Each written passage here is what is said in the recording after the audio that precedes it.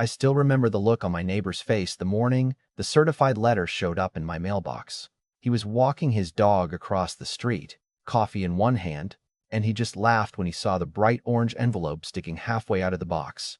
HOA finally got you too, he joked. I laughed right back because I honestly thought he was kidding. 20 minutes later, I was sitting at my kitchen table reading a demand that made me wonder if I had somehow stepped into another universe. According to our homeowners association, I had 60 days to remove every single solar panel from my roof because they were, and I'm quoting here, visually inconsistent with the architectural harmony of the community. I read that sentence 3 times before I actually laughed out loud. Then I noticed the next paragraph. If I refused, they would begin fining me $150 every single day until the system was removed. That's when it stopped being funny. My name is Ethan Brooks. I'm an electrical engineer, and for the last 14 years I've designed renewable energy systems for hospitals, schools, and manufacturing plants across the Midwest. My entire career revolves around solving energy problems without creating new ones. So when my wife Claire and I bought our house outside Cedar Glen 2 years earlier, we always planned to install solar. We weren't trying to make a statement.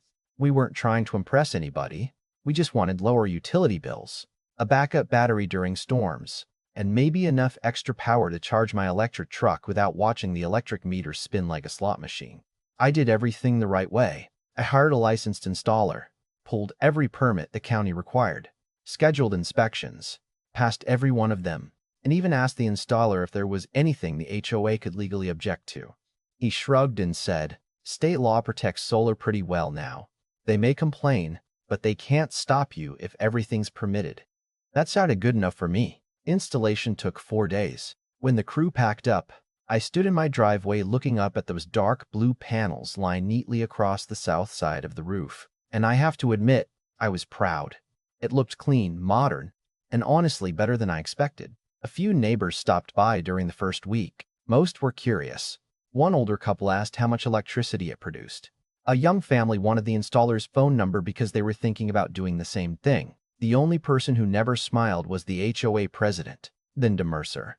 Linda had this way of walking through the neighborhood like she personally owned every mailbox, every sidewalk, every flower bed. She never waved. She inspected. Even casual conversations somehow felt like audits. About a week after the installation, she slowly drove past my house 3 different times in one afternoon. The next morning, she knocked on my front door carrying a leather binder thick enough to stop a bullet. "Those panels are visible from the street," she said before I could even say hello. "They are going to become an issue." I asked, "An issue according to who?" She smiled, but it wasn't a friendly smile. "According to me, and according to the architectural committee." I remember leaning against the doorframe trying to stay polite. "Everything's permitted. County approved it." She tapped her binder with one finger. "County rules don't override community standards." Then she walked away like she'd already won the argument. Claire watched the whole thing through the living room window and said exactly what I was thinking. "That woman isn't upset about the panels." "No," I answered. "She's upset because someone told her no."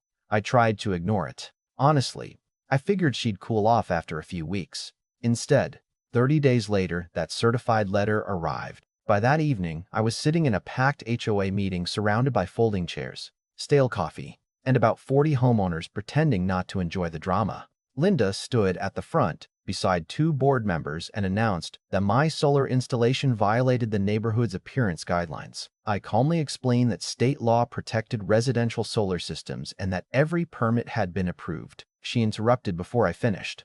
"Our CC&Rs existed long before that legislation," she declared. "Our governing documents take precedence inside this community." I looked around the room. A few people nodded because they simply assumed she knew what she was talking about. I didn't argue any further. I simply asked one question. "Can you show me where state law says your private rules override state statutes?" Her smile disappeared for just a second before she answered, "That's not for you to interpret." The room fell quiet. Walking back to my truck that night, something didn't sit right with me. Linda hadn't quoted the law once. She hadn't shown a single document. She had relied entirely on confidence. And after spending my career around engineers, contractors, inspectors, and government regulators, I'd learned one simple truth. The people who actually know the rules usually don't have to bluff. The people who bluff are often hiding something. I drove home with that thought stuck in my head. opened my laptop before I even took my shoes off, and decided I wasn't going to spend $1 removing perfectly legal solar panels just because someone in a polo shirt liked pretending she outranked the state legislature. The next morning, I started reading everything I could find instead of relying on opinions, because opinions are cheap but statutes usually aren't. By lunchtime, I had the actual state solar access law open on one monitor, my HOA governing documents on another, and about 20 browser tabs filled with legislative history, legal summaries, and previous court decisions. The more I read, the less nervous I became. In fact, I started getting angry. The law couldn't have been clearer. Homeowners associations could ask for reasonable adjustments if they didn't significantly reduce a system's efficiency, but they absolutely could not ban solar installations altogether. Mine was mounted on the south-facing roof because that's where sunlight actually exists. Moving it to the back would reduce production so dramatically it defeated the entire purpose. It wasn't just legal. It was exactly the kind of installation the law was written to protect. I printed every relevant page, highlighted the important sections, and mailed copies to every HOA board member with a polite letter explaining that I assumed this had all been an honest misunderstanding. 3 days later, I received their response. It wasn't a legal argument. It wasn't an apology. It was my first fine, $150. The following morning, another notice appeared. Another $150, then another. Every sunrise seemed to come with a fresh envelope waiting for me. Claire watched me stack them in a kitchen drawer, until one evening she quietly asked, "How many are you going to collect before you do something?" I smiled, closed the drawer, and answered, "Long enough to prove they know exactly what they're doing." A week later, I met with an attorney named Rachel Donovan. She had spent years handling property disputes before opening her own practice, and she had the habit of listening without interrupting, which made people nervous because silence usually forced them to reveal more than they intended. She flipped through the HOA letters one by one, then looked over my permits, then read the statute. Finally, she leaned back in her chair and smiled. "This isn't the case they're pretending it is," I asked. Meaning they don't actually have a legal argument. They're hoping you don't know that. We filed for an emergency injunction before the fines could spiral into something ridiculous. The hearing happened faster than I expected. Linda arrived wearing a navy blazer and carrying the same oversized binder she seemed to bring everywhere. She projected confidence for exactly 12 minutes. Then, the judge started asking questions. "Can you point me to the section of state law that authorizes the HOA to prohibit this installation?" Silence. One board member whispered something to their attorney. The attorney shuffled papers. Linda looked irritated instead of prepared. Rachel calmly handed the judge highlighted copies of the statute along with every county permit I'd obtained before installation. The judge spent less than 10 minutes reviewing everything before saying words I'll never forget. "The court is granting the injunction. The HOA is ordered to suspend all enforcement actions and monetary penalties until further proceedings." Linda's face turned bright red. She wasn't embarrassed because she'd lost. She was embarrassed because she'd expected to intimidate me without ever having to defend her position in front of someone who actually understood the law. Walking out of the courthouse, Rachel wasn't celebrating. She simply said, "Now, the interesting part begins." She was talking about discovery. Until then, I honestly thought discovery was just something lawyers mentioned in TV shows. I quickly learned it was where hidden stories came to life. Rachel requested internal emails, meeting minutes, architectural committee records, communications about solar applications, and correspondence between board members over the previous several years. The HOA resisted almost every request, claiming the records were irrelevant, confidential, or difficult to locate. The judge disagreed. 2 months later, several thousand pages landed in Rachel's office. We spent an entire Saturday going through them together. Most of it was boring. Budget discussions, landscaping contracts, complaints about garbage cans, arguments over mailbox paint colors. Then, sometime around 4 in the afternoon, Rachel suddenly stopped turning pages. She looked at one email, then another, then slid both across the table toward me. "Read these." The first email was from nearly 2 years earlier. One board member had attached a copy of the exact same state solar law I'd relied on. Underneath it, another member wrote, "Looks like we probably can't deny these anymore." Linda responded an hour later, "If we approve one, everyone will want them. Reject every application anyway. Most owners won't fight us." I read that sentence 3 times before saying anything. Rachel quietly asked, "You okay?" I laughed. But it wasn't because anything was funny. She knew. Rachel nodded. Yes, she knew.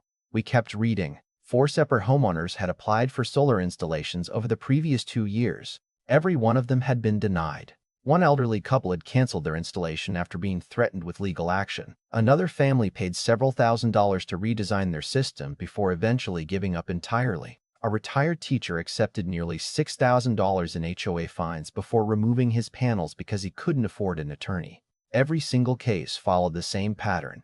The board cited architectural standards even while privately acknowledging that state law didn't support them. It wasn't confusion. It wasn't incompetence.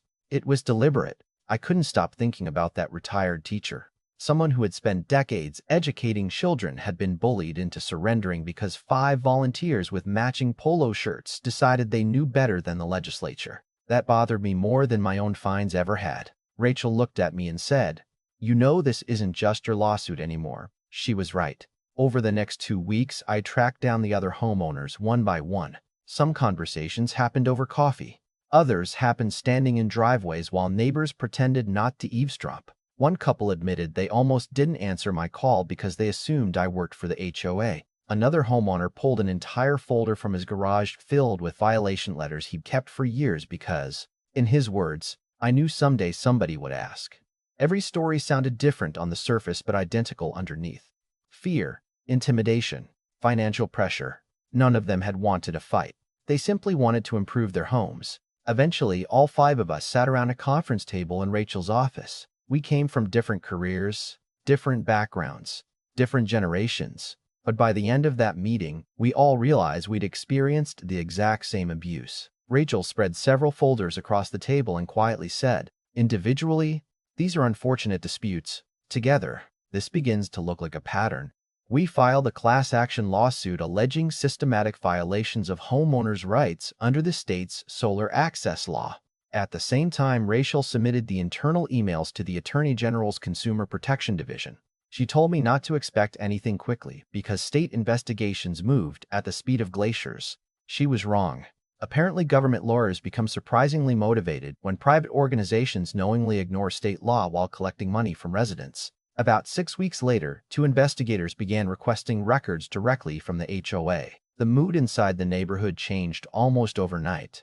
Board members stopped walking together before meetings. Rumors spread faster than lawn sprinklers. One landscaping contractor quietly told me he'd heard the HOA attorney advising them not to communicate by email anymore. Even Linda seemed different. She no longer knocked confidently on doors. Instead, she avoided eye contact whenever we crossed paths, like someone suddenly realizing every conversation might eventually become evidence. Then one Friday afternoon, Rachel called me and said, "Sit down before I tell you this." I was already sitting, but I appreciated the warning anyway. The Attorney General's preliminary investigation had uncovered more than $80,000 in fines and fees collected from homeowners connected directly or indirectly to unlawful solar restrictions. $80,000. That wasn't a misunderstanding. That wasn't overzealous enforcement. That was an entire business model built on assuming ordinary families couldn't afford to challenge authority. And for the first time since this whole mess began, I realized something bigger than my roof was about to collapse. The HOA hadn't picked a fight with one engineer anymore. They had accidentally invited the state to start asking questions they could no longer answer. From that point forward, everything seemed to happen at once. Even though looking back it actually unfolded over several months, the Attorney General officially filed its own enforcement action against the HOA, which completely changed the balance of power. Up until then, the board had treated every homeowner like an isolated problem they could pressure into giving up. Now they were facing government attorneys with subpoena power, investigators who had already read their emails, and a judge who had little patience for excuses that contradicted written evidence. The confidence I'd seen in Linda Mercer the night she threatened me at that HOA meeting had completely disappeared. At one settlement conference, she barely looked in my direction. Her attorney did almost all the talking, repeating phrases like administrative misunderstanding and good faith interpretation. Rachel simply slid copies of those internal emails across the table, including the one where Linda had written, "Reject every application anyway. Most owners won't fight us." There wasn't much left to argue after that. The class action eventually settled before trial. The HOA agreed to pay $180,000 to the 5 of us, reimburse illegal fines, rewrite its architectural guidelines to comply with state law, and permanently stop enforcing the solar restrictions that had started this entire mess. As the lead plaintiff, I received just over $50,000 after everything was finalized. Ironically, that covered more than the entire cost difference between installing the system and what I'd originally budgeted. But the money wasn't the most satisfying part, not even close. The state's case continued separately, and that one hurt the HOA far more than our lawsuit ever could. Additional civil penalties were imposed, mandatory compliance audits were ordered, and the association was forced to pay thousands more in legal costs. By the time both cases were over, the financial damage had climbed into the hundreds of thousands of dollars. Every homeowner in the neighborhood eventually received a letter explaining that special assessments might become necessary because of litigation expenses. Suddenly, the same people who had shrugged when I was being fined wanted to know exactly what had happened. One neighbor actually knocked on my door holding the notice in his hand and asked, "Wait, all this started because of the solar panels?" I nodded. He stood there for a few seconds before quietly saying, "I wish we'd asked more questions back then." That sentence stayed with me because he was right. Most people weren't malicious. They were simply busy living their own lives, trusting that the people elected to run the HOA were acting honestly. It never occurred to them that authority without accountability has a way of drifting into arrogance. The local news picked up the Attorney General's case a few weeks later, and that was the moment everything changed outside the courtroom. Headlines about environmental rights, illegal HOA enforcement, and state investigations traveled surprisingly fast. Realtors began hearing questions from potential buyers before showings even started.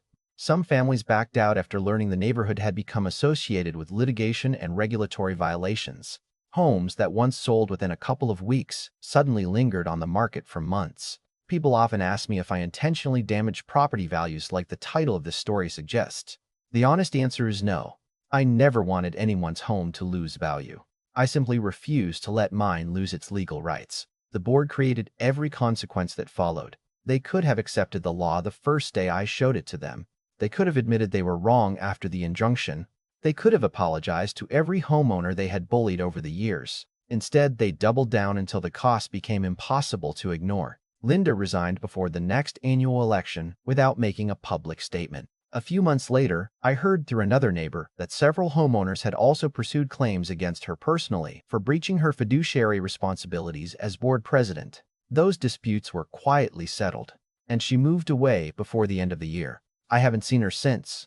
These days, my solar panels are still exactly where they were the morning she first drove past my house looking annoyed. Every afternoon, I check the monitoring app on my phone more out of habit than necessity. Watching those panels produce clean electricity feels different now.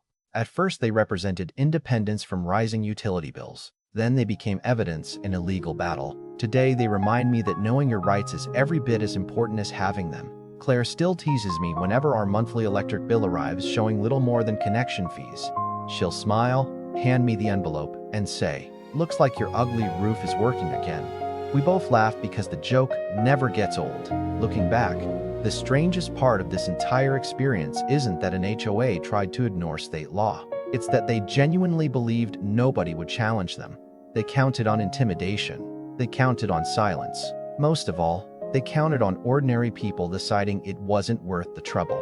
That's exactly why this story matters. Sometimes standing up for yourself isn't really about you. It's about every person who comes after you and no longer has to fight the same battle because someone finally refused to back down. So now I'm curious what you think.